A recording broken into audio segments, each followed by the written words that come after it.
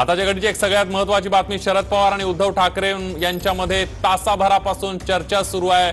Uddhav Thackeray silver ओकवर Sharad पवारांच्या भेटीसाठी पोहोचलेले आहेत। त्यांच्यासोबत संजय राऊत सुद्धा आहेत। महाविकास आघाडीमध्ये मागच्या काही दिवसांपासून अनेक मुद्द्यांवर 4 ते 5 मुद्द्यांवर मतभेद सुरू आहेत आणि याच सगळ्यांमध्ये जी वक्तव्य येत आहेत, राष्ट्रवादी काँग्रेस असेल, उद्धव ठाकरे गटाकडनं जी वक्तव्य येत आहेत आणि त्याचबरोबर काँग्रेसकडनं जी वक्तव्य येत आहेत आणि यामध्ये कुठेतरी महाविकास आघाडी फुटीच्या उंबरठ्यावर असल्याचा आरोप शिंदे गट असेल किंवा भाजपकडून केला जात होता आणि त्यामध्ये जाता डॅमेज कंट्रोल करण्यासाठी 2 पक्षांचे दिग्गज नेते आज भेटलेले आहेत। उद्धव ठाकरे सिल्वर ओकवर जाऊन शरद पवारांची भेट घेत आहेत, संजय राऊत सुद्धा, त्यामुळे या भेटीमध्ये कोणकोणत्या विषयावर चर्चा होणार हे बघणं अतिशय महत्त्वाचं ठरणार आहे। आपण बघतोय ठाकरे पवारांकडे का गेले त्यावर एक नजर टाकूया। महाविकास आघाडीमध्ये मतभेदांची मालिका सुरू झाली आहे। ठाकरे गट राष्ट्रवादी धुसफूस वाढत चालली आहे। दोन्ही पक्षातले जे नेते आहेत त्यांची मागच्या काही दिवसातली जर वक्तव्य बघितले तर त्याचा अंदाज आपल्याला येऊ शकेल। मतभेदांमुळे आघाडीमध्ये फूट पडू नये यासाठी समन्वय साधणं अतिशय गरजेचं आहे। वेळेतच हे करणं गरजेचं आहे हे दोन्ही पक्षांनी ओळखलं आणि ही भेट होते। अदानींची जेपीसी चौकशी, मोदींची डिग्री, सावरकर ईव्हीएम वरून मतभेद असल्याचं पाहायला मिळतंय। एका मुलाखतीमध्ये शरद पवार यांनी जेपीसीला विरोध करत सुप्रीम कोर्टाच्या न्यायाधीशांमार्फत चौकशी व्हावी अशी भूमिका घेतली होती आणि हे संबंध आहे ते थोडेसे ताणले गेलेले होते। अदानींच्या विषयावरून काँग्रेस आणि राष्ट्रवादीमध्ये सुद्धा मतभेद असल्याचं पाहायला मिळतंय। तिन्ही पक्षांच्या वेगवेगळ्या भूमिका असल्यानं समन्वय साधणं अतिशय गरजेचं आहे, कारण भाजपला जर राज्यामध्ये विरोध करायचा असला तर तिन्ही पक्षांनी एकसंध असणं गरजेचं आहे 2024च्या निवडणुकीपर्यंत, अन्यथा भाजपचा सामना होऊ शकणार नाही। थेट जाऊयात आपले प्रतिनिधी दिनेश दुखंडे आपल्या सोबत आहेत। दिनेश,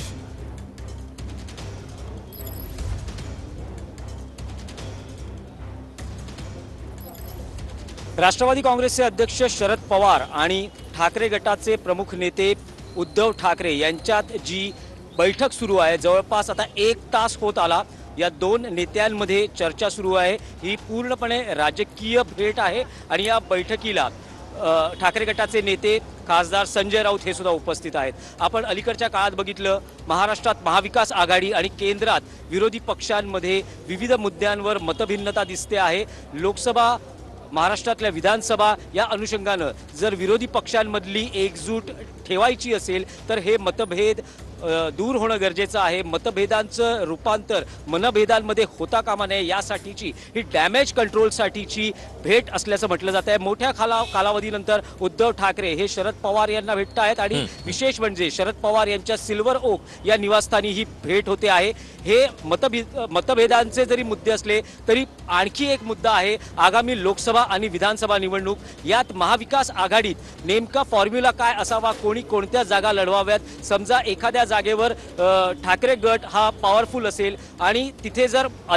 उमेदवार अदलाबदली करण्याची जर शक्यता निर्माण झाली तर ते कसं वर्कआउट आपल्याला करता येऊ शकतं, या अनुषंगानंही या बैठकीत, या चर्चेत सविस्तर त्या बाबतीतले काही भूमिका किंवा निर्णय होणार असल्याची माहिती मिळते आहे। पण मुख्य मुद्दा असेल, जर केंद्रात मोदी सरकार याचा सामना करायचा असेल, पराभव करायचा असेल आणि राज्यात भाजप आणि शिवसेना, मुख्यमंत्री शिंदे यांची शिवसेना असा जर सामना करायचा असेल तर विरोधी पक्षांमधली एकजूट कायम राखणं गरजेचं आहे आणि त्यानुसार आज शरद पवार आणि उद्धव ठाकरे यांच्यात ही भेट आणि चर्चा होते आहे। ही भेट पूर्वनियोजित यासाठी आहे कारण काल संजय राऊत हे शरद पवारांना भेटले, जवळपास त्यांच्यात तासभर चर्चा झाली। जे वेगवेगळे मुद्दे आहेत, केंद्रीय स्तरावर असतील किंवा राज्याच्या स्तरावर असतील, उद्योगपती अदानी यांच्या जेपीसी चौकशीचा मुद्दा असेल, त्यात पवारांनी एक मत व्यक्त केलेलं आहे। त्याआधी काँग्रेसचे नेते राहुल गांधी यांनी एक भूमिका घेतलेली आहे। सावरकरांचा मुद्दा असेल, त्यात राहुल गांधींची एक भूमिका आहे, मात्र ठाकरे गट आणि राष्ट्रवादीची वेगळी भूमिका आहे। केंद्रीय स्तरावरही जे विरोधी पक्षांमध्ये पक्ष सहभागी आहेत त्यातही सर्वांचंच हे मत बनलेलं आहे की जेपीसी चौकशी अदानींच्या व्यवहाराची होणं गरजेचं आहे। त्यानुसार आज शरद पवारांनी एक आणखी भूमिका घेतली आहे की जर सर्व विरोधी पक्षांचं जर असं मत असेल तर त्यास आपणही तयार आहोत असं सहमती शरद पवारांनी व्यक्त केलेली आहे। त्यामुळे साहजिकच आज केंद्रीय राजकारण आणि महाराष्ट्रातलं राजकारण यावर अत्यंत गांभीर्यानं या 2 प्रमुख नेत्यांमध्ये चर्चा होते आहे। अगदी दिनेश, आपण बघतोय मागच्या काही दिवसांपासून दोन्ही पक्षांमधले, मग राष्ट्रवादी काँग्रेस असेल किंवा उद्धव ठाकरे यांच्या पक्षामधल्या नेत्यांचे जर आपण प्रतिक्रिया बघितल्या तर कुठेतरी हे वातावरण किंवा हे संबंध ताणले जात आहेत अशी परिस्थिती होती। मग अदानींचा विषय असेल, मोदींची डिग्री असेल, त्यावर संजय राऊतांची प्रतिक्रिया किंवा त्यानंतर अजित पवारांची आलेली प्रतिक्रिया, त्यामुळे वेळेत हे सगळं संधान बांधणं गरजेचं होतं आणि त्यामुळेच दोन्ही पक्षातल्या दिग्गज नेत्यांकडून यावर पावलं उचलली गेली आहेत।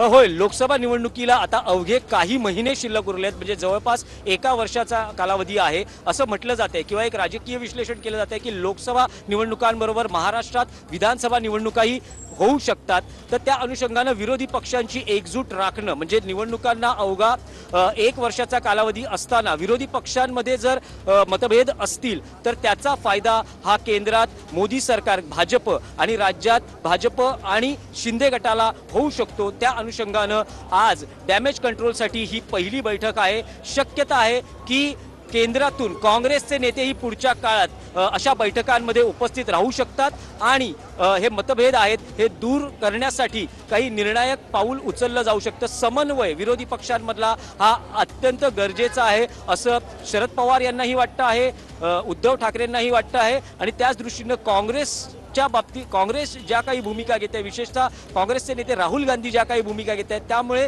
केंद्रातला विरोधी पक्ष हा फुटीच्या उंबरठ्यावर आहे का असंही एक राजकीय विश्लेषण केलं जातं आहे। त्या अनुषंगानं आता शरद पवार आणि उद्धव ठाकरे यांच्यात एक महत्त्वाची चर्चा होऊन या चर्चेतून पुढे विरोधी पक्षांमधली एकजूट कायम राखण्यासाठी नेमका काय मार्ग काढता येईल, समन्वय कसा राखता येईल, या अनुषंगानं काही महत्त्वाचे निर्णय आजच्या या चर्चेत होऊ शकतात। शक्यता आहे की या बाबतीतली माहिती ठाकरे गटाचे नेते आणि खासदार संजय राऊत हे प्रसारमाध्यमांना देऊ शकतात की नेमकं या बैठकीत काय झालं।